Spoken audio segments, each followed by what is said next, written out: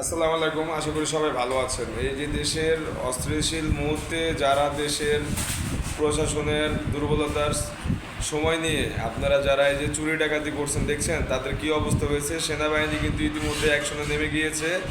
আপনারা কিন্তু এগুলোতে বিরত থাকবেন। কোনো সময় অন্য সম্পদ লুটপাট করার চেষ্টা করবেন না। অন্য সম্পদ লুটপাট করলে আসলে যেমন এটা আমাদের ইসলাম ধর্মের আপনার ইসলাম ধর্মের শরিয়ত মোতাবেকই গ্রহণযোগ্য না, তেমনি কিন্তু এটা কিন্তু খুব খারাপ। অন্য সম্পদ লুটপাট করে নিজেরা খাওয়া কিন্তু এটা কিন্তু আল্লাহ কখনো সইবে না। সবারই মৃত্যু অনিবার্য, মৃত্যু আছে, মৃত্যু গ্রহণ করতে হবে, মৃত্যুর স্বাদ সবাইকে নিতে হবে। কেউ আপনার খারাপ কাজে জড়িত হবেন না। দেখেন কী অবস্থা এদের। আপনার এই লুটপাট করার কারণে কিভাবে ভ্যান গাড়ির ভিতরে এই যে ছেলেটাকে বাঁধতেছে, কি একটা খারাপ অবস্থা দেখেন, খুব খারাপ অবস্থা। এগুলোর থেকে আমরা সবাই বিরত থাকবো।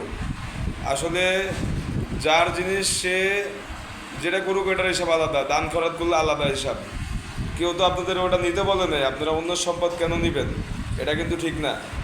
আপনারা সবাই এগুলোর থেকে বিরত থাকবেন। আর সেনাবাহিনী ইতিমধ্যে অ্যাকশনে নেমে গেছে, এর জন্য কিন্তু অনেক বড় শাস্তি আপনাদের জন্য অপেক্ষা করছে। আপনারা কেউ এই অন্য সম্পদ লুটপাট করবেন না।